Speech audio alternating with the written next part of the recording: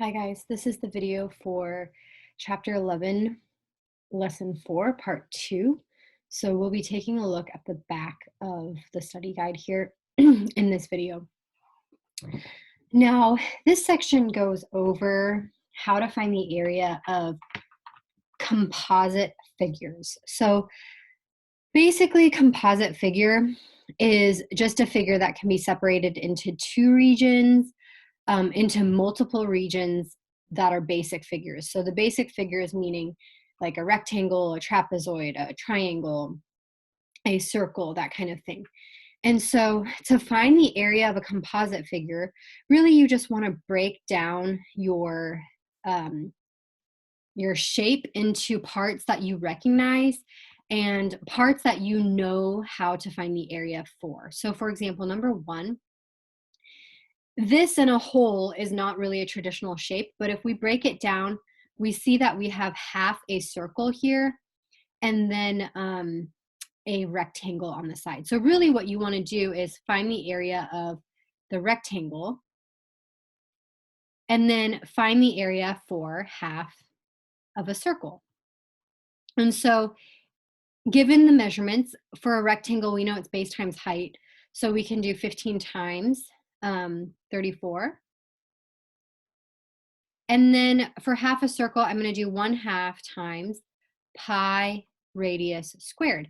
Now, looking over here, I'm not given the radius. However, if I bring this whole segment over, see if I can bring this over. No, I don't think so. Okay. Yeah. If I bring that whole segment over, I can see that this entire diameter of the circle is 15. So half of 15 is the radius, which is 7.5. So it's 7.5 squared. So given that, you can just plug it in. And 15 times 34 is 510. And then the circle, half of the circle would be 88.36 once you plug that in. And we're going to add these together to get the total area of the entire shape. And so when we add them, we have 900 or 598.36 feet squared. And that's our answer. Okay, so if it helps you to kind of label the shape you're looking at and how much of the shape you're looking at, you can totally do that and then add them up at the very end. If you wanted to combine this and make this one whole equation where you did 15 times 34 plus half of pi r squared here as one whole equation, you can totally do that. But I am going to label my shape so you know exactly where these numbers are coming from. Now, number 2, it looks like we have 2 parallelograms, and this whole length here is 40. So if I kind of turn my head sideways, I see one parallelogram here, and half of 40 would be 20. So this is what we call the height. It's making a right angle with the base. And then this other part would be 20, and it's also the height making a right angle with the base. So if I turn my head, one trapezoid, or not trapezoid, one parallelogram is base times height, which is 24 times 20. Well, I need 2, I'm going to double that. So I'm really doing 2 times 24 times 20. And so I could plug that in, work it out, and I have 960 inches squared. Okay. Now, because every single of these composite figures are not exactly the same, you're going to have to puzzle piece different shapes and figure out what you have and what you're missing to work it out. So I encourage you to pause the video, see if you can work these out. I'm going to show my work and work them out here, and so you can work it out and then check your answers with what I'm doing here. So number 3, it looks like we have 2 triangles, and I'm going to look at this as one triangle. And they're not exactly the same size because one of them has a height of 14, one has a height of 10, and then one base is 38, one base is 40. So for 2 triangles, triangle 1 That is 1/2 times base times height. Triangle 2 is 1/2 times 10 times 40. So when I multiply that out, I have 266 and 200. Okay. Now I'm going to add my two together. 266 plus 200, that equals 466 centimeters squared. That's the total area. Okay. Number 4, it looks like I have a square and a triangle. Now this square is 22 by 22 centimeters. I need to figure out what the height of my triangle is. So you kind of have to transfer information that you know into these parts here. So I know that this whole length is 42, which means it's 42 minus 22. So the height is 20. And then the base of the triangle is the same distance as what of the sides of the square. So that's 22. So for the triangle, that's 1/2 times the base times the height. And so it's going to be 220 for the triangle. And then for the square, it's 22 by 22. So base times height, multiply that out. And that's 484.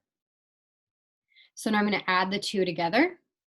484 plus 220, that equals 704 centimeters squared. Okay, number 5. We have a trapezoid, so we're going to have to use the formula for finding a trapezoid. And it looks like this is the height of one of my trapezoids, and they're both the same size. So I need to think through what's 64 divided by 2. Well, 64 divided by 2 is 32.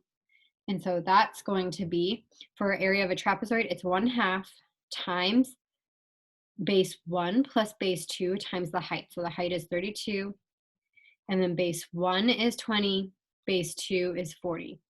And I'm going to double this whole part because there's 2 trapezoids. So once I work all this out, plug it all in, right? 2 times 1/2 times 32 times 60 is 1,920 centimeters or meters squared. Number 6, we have 2 triangles. They are mirroring each other, and it says that this base here, 35, is the same length as this base, 35. So the height of this triangle, both of them together, is 15. So if I think of just half of it, that's 7.5. So really I have 2 triangles. I'm going to do 1/2 times 7.5 times 35. And there's 2 triangles, so I'm going to double that. And once I work that out, I get 262.5 yards squared. And that's my answer. All right, that's all I have for you guys today. Those are just a few examples of composite figures.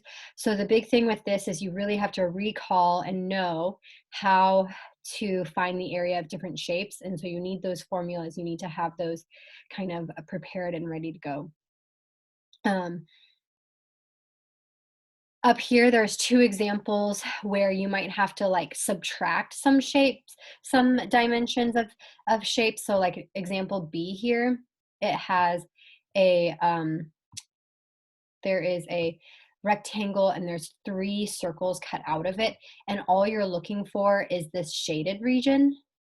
So what you would have to do is think through what's my base and height of this rectangle and subtract the 3 circles. So if I think through, if this is 5, this is 5, 5, 5, 5, 5. So that's 10.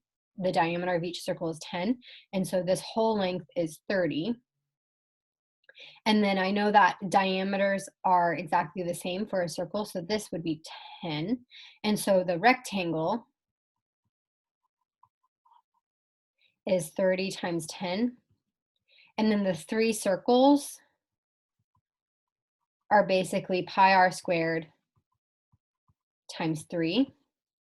And we have to subtract everything to get the remaining shaded parts. And so that's what the example here did for us. But be careful to notice what's shaded and what's not, because sometimes when you're looking for the shaded region, you might actually have to subtract a shape rather than add the shape. So just think through what does it mean when I'm adding a shape? What does it mean when I'm subtracting the shape? And what do I have to do to get the shaded region?